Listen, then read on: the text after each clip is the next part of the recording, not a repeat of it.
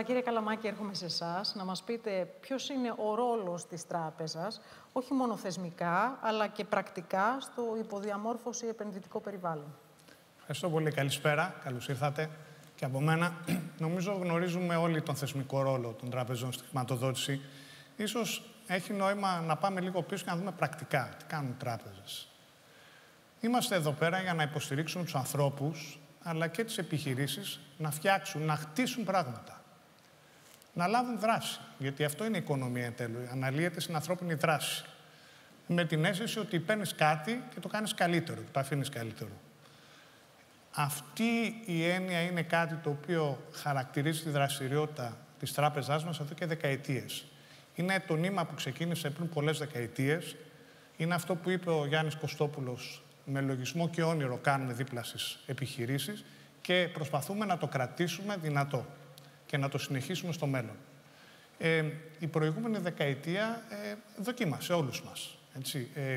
Και τις σχέσεις μας τις δοκίμασε πολλές φορές, μας έφερε σε ένταση, αντιμετωπίσουμε πολλές προκλήσεις, αλλά όπως λένε, μέσα στην πολλή πίεση βγαίνει και κάτι πιο δυνατό.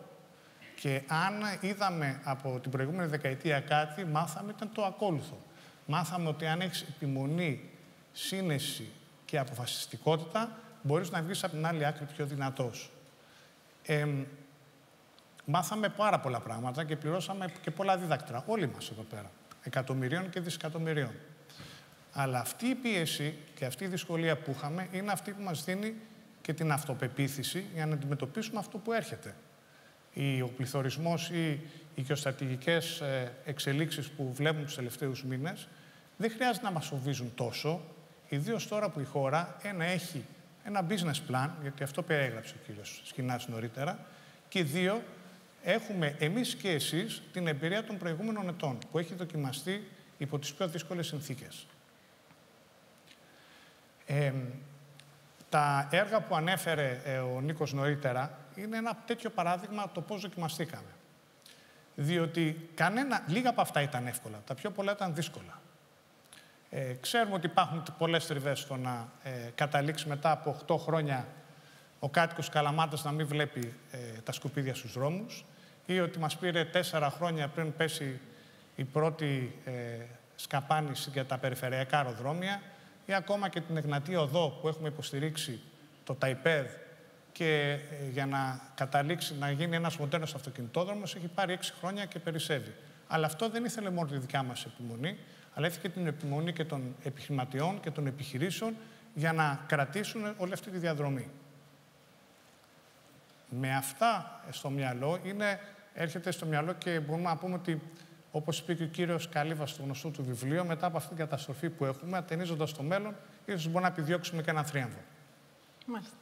Ποια είναι όμως τα κλειδιά της αποδοτικής συνεργασίας τράπεζας επιχειρήσεων και να μας πείτε και ποιος είναι ο βαθμός ετοιμότητας σε σχέση με το Ταμείο Ανάκαμψης.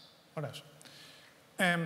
Η τράπεζα μαζί με την επιχείρηση, όπως περιέγραψε ο Νίκος και ο τηλέμαχος νωρίτερα, είναι εδώ για να την συμβουλέψει ποια είναι η καλύτερη λύση.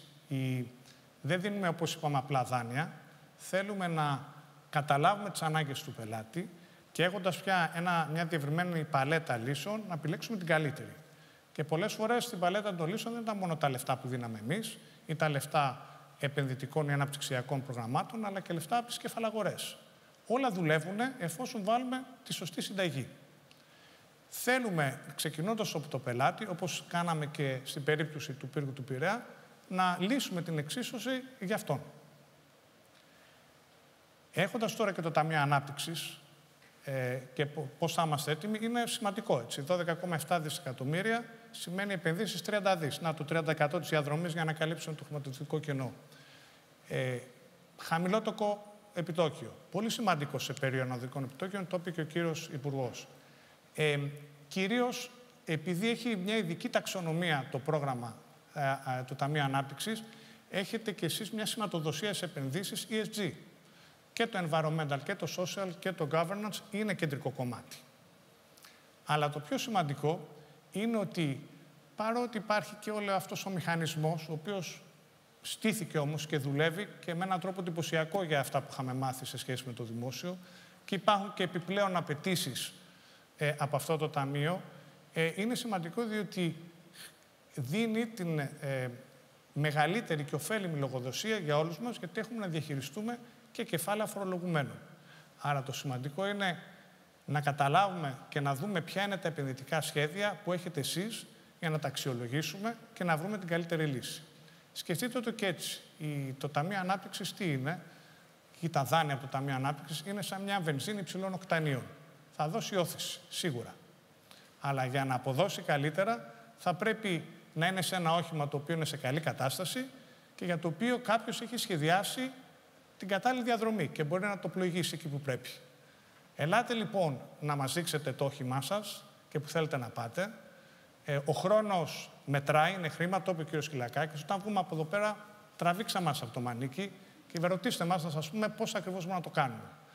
Ήμασταν μαζί σας εδώ, είμαστε εδώ, θα είμαστε μαζί σας και αύριο. Ευχαριστώ.